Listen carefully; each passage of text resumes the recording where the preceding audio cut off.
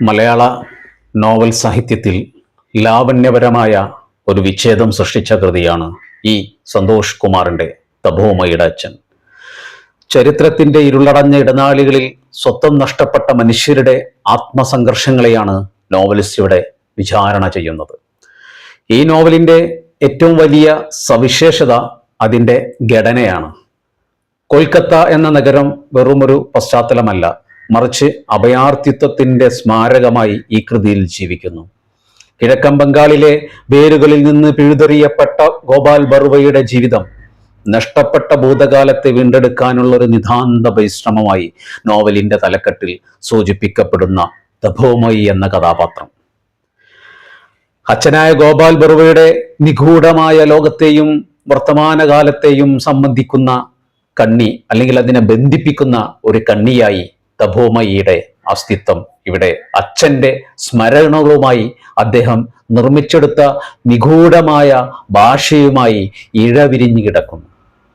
തപോമയി എന്ന പുരുഷനിലൂടെ പിതൃപുത്ര ബന്ധത്തിന്റെ ആഴവും അതിലുപരിയായി ഒരു ജനതയുടെ അതിജീവനത്തിന്റെ ഒരു വാഞ്ച, ആഗ്രഹം, അല്ലെങ്കിൽ ഒരു സഫലീകരണത്തിനെല്ലാം മറ്റുള്ളൊരു മുന്നോട്ട് പോക്കാണ് ഇതിൽ വരച്ചു കാട്ടുന്നത്.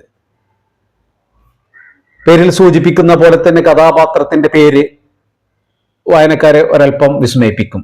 അഭയാർത്ഥിത്വം എന്നത് കേവലം ഒരു അതിർത്തി കടക്കലല്ല, മറിച്ച് അതൊരു മനുഷ്യന്റെ അന്തസ്സും ചരിത്രവും ഭാഷയും ഉപേക്ഷിക്കാൻ ഉചിതമാകുന്ന അവസ്ഥയാണെന്ന് നോവൽ നമ്മെ ഓർമ്മിപ്പിക്കുന്നു.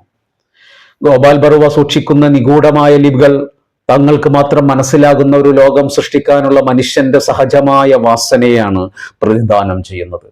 ലോകം മുഴുവൻ അപരിചിതത്വമായി തോന്നുമ്പോൾ സ്വന്തമായൊരു ഭാഷയും ഒരു ലോകവും നിർമ്മിച്ചെടുക്കുക എന്നത് ഒരു രാഷ്ട്രീയ പ്രതിരോധം കൂടെയാണ്.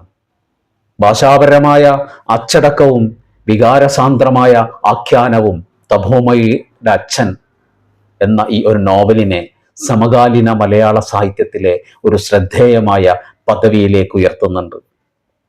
ആധുനിക മനുഷ്യൻ നേരിടുന്ന അന്യവൽക്കരണത്തെയും വേരുകൾക്കായുള്ള ദാഹത്തെയും ഇത്രമേൽ തീവ്രമായി ആവിഷ്കരിച്ച മറ്റൊരു കൃതി അടുത്ത കാലത്ത് ഉണ്ടായിട്ടില്ല എന്ന് നമുക്ക് സാക്ഷ്യപ്പെടുത്താൻ പറ്റും. ചരിത്രം നിശബ്ദമാക്കിയവർക്ക് വേണ്ടി സന്തോഷ് കുമാർ രചിച്ച കരുത്തുറ്റ ഒരു സാഹിത്യ രേഖയാണിത്. ഞാൻ അയാളുടെ പാസ്പോർട്ടിനെ കുറിച്ച് ഓർമ്മിപ്പിച്ചു. അതിർത്തി പ്രദേശത്ത് വെച്ച് അയാൾ അമ്മയുടെ കമ്മൽ വിറ്റ് കിട്ടിയ പണം കൊണ്ട് സമ്പാദിച്ച പാസ്പോർട്ട്. അതിൽ പക്ഷേ അയാളുടെ പേരോ ചിത്രമോ ഉണ്ടായിരുന്നില്ല എന്നല്ലേ പറഞ്ഞത്. എന്നാലും ഒരു തരത്തിൽ അതൊരു പാസ്പോർട്ട് തന്നെയാണെന്ന് നാം വിചാരിക്കുന്നു. രണ്ട് അതിർത്തികൾ അയാൾക്ക് കടന്നു പോകാൻ കഴിഞ്ഞത് അത് വീശിക്കാണിച്ചത് കൊണ്ടല്ലേ. ആരുമില്ലാത്ത ഒരാളുടേതായതുകൊണ്ട് അതിൽ ഫോട്ടോയോ പേരോ ഇല്ലാതിരുന്നെന്ന് മുൻപ് പറഞ്ഞത് ഞാൻ ഓർമ്മിപ്പിച്ചു. ഇപ്പോൾ അതുമില്ലാതെയായി.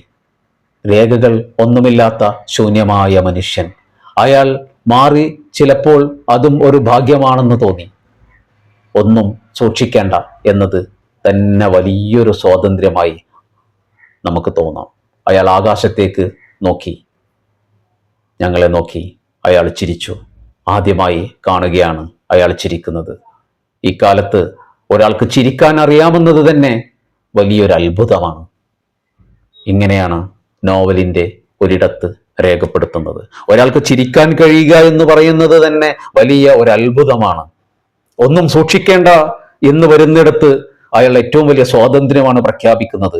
അഭയാർത്ഥിത്വത്തിന്റെ ആ കടുത്ത വേദനയെ, ആ കടുത്ത അന്തക്ഷോഭത്തെ, ആ ജീവിതം തന്നെ നഷ്ടപ്പെട്ടു പോകുന്ന കാലിനടിയിൽ നിന്നും മണ്ണൊലിച്ചു പോയി കാല് വെക്കാൻ മണ്ണില്ലാതെയാകുന്ന ശൂന്യമാക്കപ്പെട്ട മനുഷ്യരുടെ വേദനയുടെ ആഴങ്ങളിലെ ഒരു പ്രതിധ്വനി പോലെ തപോമയുടെ അച്ഛൻ മനുഷ്യ ഹൃദയങ്ങളിലേക്ക്, മനുഷ്യ വികാരങ്ങളിലേക്ക്, മനുഷ്യന്റെ ഭൗതികമായ ആസക്തിയിലേക്ക്, മനുഷ്യന്റെ ചിന്തയിലേക്ക് തലച്ചോറിനെ ഒരു വേട്ടപ്പട്ടിയെ പോലെ തപോമയുടെ അച്ഛൻ വേട്ടയാടുകയാണ്.